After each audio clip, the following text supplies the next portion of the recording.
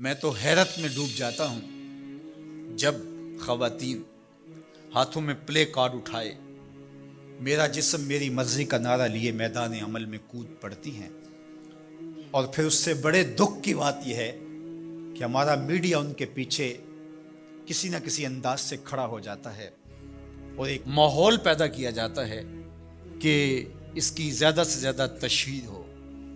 میرا معاشرہ، میرا دین، میری مشرقی روایات، میرا کلچر، میرا تمدن، میری تہذیب اس کی حمایت نہیں کرتا۔ میرا دین تو مجھے اس بات کا سبق دیتا ہے، میری بہن کو، میری بیٹی کو، میری ماں کو، میری بیوی کو میرا دین یہ سبق دیتا ہے کہ وَلَا تَضْرِبْنَ بِأَرْجُلِهِنَّ لِيُعْلَمَ مَا يُخْفِينَ مِنْ زِينَتِهِنَّ، کہ وہ اتنے زور سے قدم بھی نہ رکھیں کہ ان کے پاؤں میں پڑے ہوئے پازیب کی چھنکار غیر مرد کے کانوں تک پہنچے۔ جو اسلام اپنی شہزادیوں کے پاؤں میں پڑے ہوئے پازیب کی جھنکار بھی غیر مرد تک جانے سے روکتا ہے، تو کیسے گوارا کیا جا سکے کہ ٹھمکے لگا کے عورتیں ہاتھوں میں پلے کارڈ اٹھائے بلند آواز سے نعرے لگا رہی ہوں اور جو ہے وہ دھمک دھمک کر کے جو ہے وہ اپنے حقوق مانگ رہی ہو۔ تم حقوق کس سے مانگتے ہو؟ محمد عربی نے تمہیں 14 صدیاں قبل حقوق دیے، اور اگر تم اسلام کو نہیں مانتی اور اسلام کے ضابطوں سے انحراف کرتی ہو تو تمہیں میں ایک نقشہ ماضی کا دکھانا چاہتا ہوں کہ تمہارے وجود کو بھی گوارا نہیں کیا جاتا۔ اٹھا کر کے سسکتی بچی کو زندہ درگور کر دیا جاتا تھا۔ بھائی اس لیے کاٹ دیتا تھا کہ کل کوئی میرا بہنوئی نہ کہلائے۔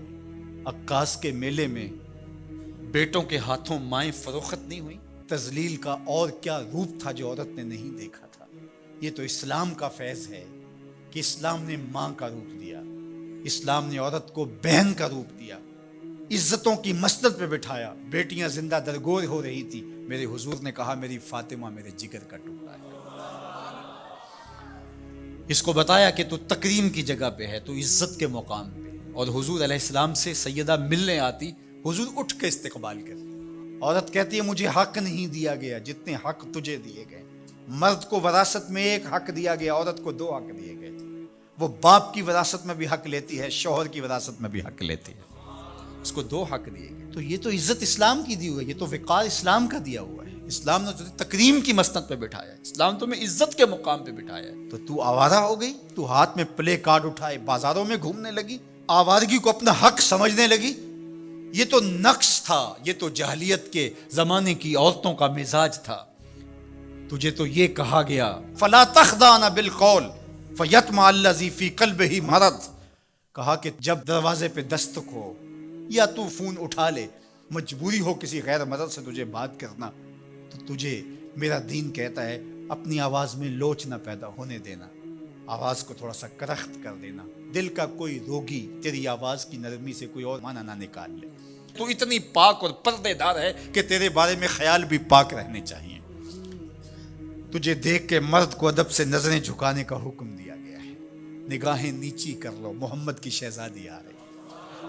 نگاہیں نیچی کر لو، فاطمہ کی بیٹی آ رہی ہے۔ نگاہیں نیچی کر لو، عائشہ کی بیٹی آ رہی ہے۔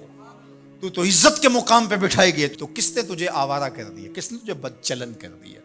چند ٹگوں پہ، چند ملکوں کے سرمائے پہ، اور چند آوارہ عورتوں کے کہنے پہ جو مغرب کی وظیفہ خور ہیں اور جو نہ نظریہ پاکستان کو مانتی ہیں اور نہ ہی نظریہ اسلام کو مانتی ہیں، ان کے کہنے پہ تو ان کے ساتھ جا کے کھڑی ہو گئی۔ پلٹا واپس، تیری راہیں تیرا دین دیکھ رہا ہے۔ یہ 4 دن کی زندگی ہے، یہ بکھر کے ٹوٹ جانے والی سانسیں ہیں۔ آ جا، تیرا دین انتظار کر رہا ہے، تیری نسلیں تیرا انتظار کر رہی ہیں۔